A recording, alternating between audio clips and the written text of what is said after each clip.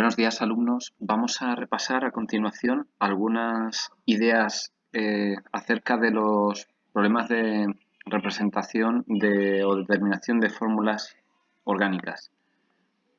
Recordaros simplemente que los dos tipos de fórmulas que hemos visto hasta ahora no sirven para identificar un compuesto orgánico. Es decir, hemos visto la fórmula empírica, que nos da solamente la proporción de átomos que hay en la molécula. Y además hemos visto la fórmula molecular. Esta sí que me da una información del número real de átomos que hay en ella, ¿vale? Pero no es suficiente para identificar un compuesto orgánico, ¿de acuerdo? Tened en cuenta que necesitamos mucha más información, muchas más pistas para identificar el compuesto, para armar el puzzle. Hay más fórmulas en química orgánica, pero de momento solamente necesitamos saber estas dos.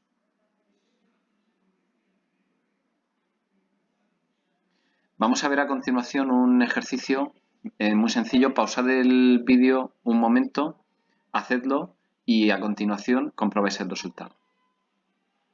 ¿Ya lo tenéis? Vamos a ello.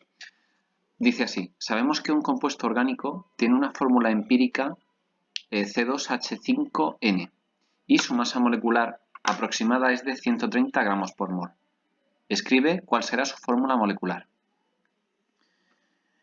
Bien, bueno, lo primero que tenemos que tener muy claro es que evidentemente necesitamos las masas atómicas de los tres elementos. Carbono es 12, hidrógeno es 1 y nitrógeno es 14.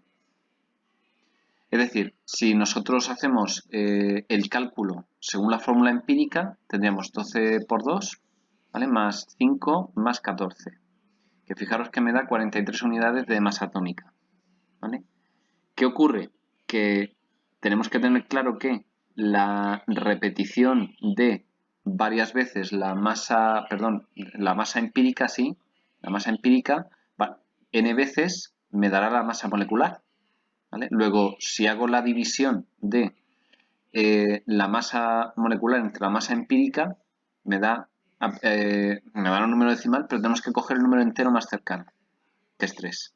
Luego, fijaros que si cojo la fórmula empírica, esta de aquí, y la multiplico por 3, obtengo la fórmula molecular, ¿vale? Que es la que os he preparado, el que resuelto. ¿De acuerdo?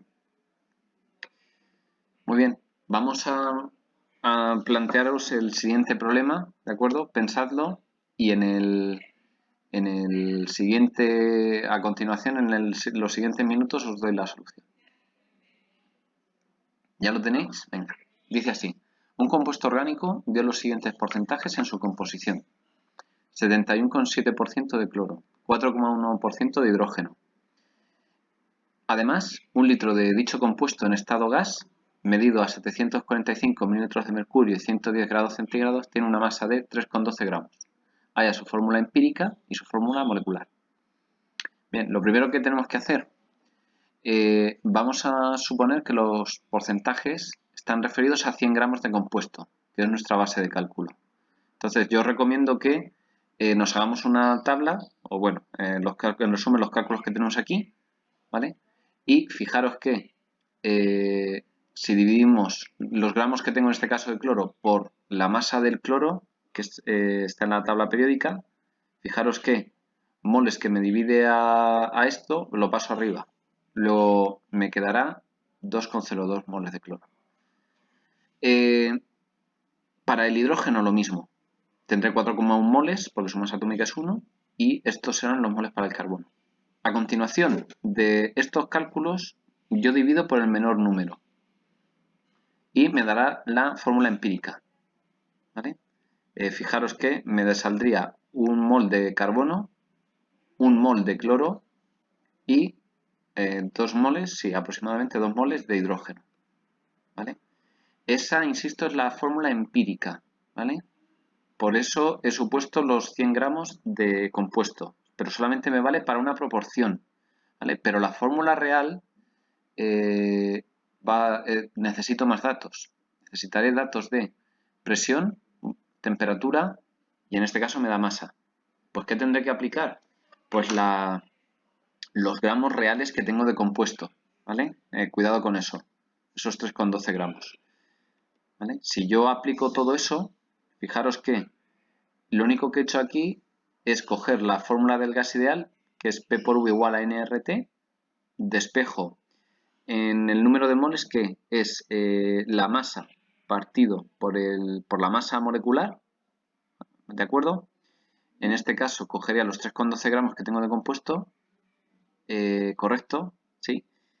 La constante, que es R, ¿vale? Perdón, esto es presión, cuidado, que lo he dicho mal, ¿vale? Es la presión. Claro, me tienen que dar el dato de la presión, tengo que suponer que estoy a una atmósfera de presión, ¿no? Si no, no lo puedo calcular. He aquí el dato que faltaba, ¿de acuerdo? Bueno, y por último, tener en cuenta que los datos de milímetros de mercurio tengo que pasarlos a atmósferas, ¿vale? Tengo que recordar que una atmósfera son 760 milímetros de mercurio, ¿vale? Si sustituimos todo el dato con las unidades, fijaros que se cancelan todas las unidades excepto los gramos por mol, ¿vale? Milímetros de mercurio arriba y abajo se van, litros y litros arriba y abajo se van, y grado Kelvin arriba y abajo se van, y me queda 100 gramos por mol, ¿vale? Luego, la fórmula molecular, ¿vale? Será, efectivamente, esos 100 gramos, yo lo divido por la masa empírica, ¿vale?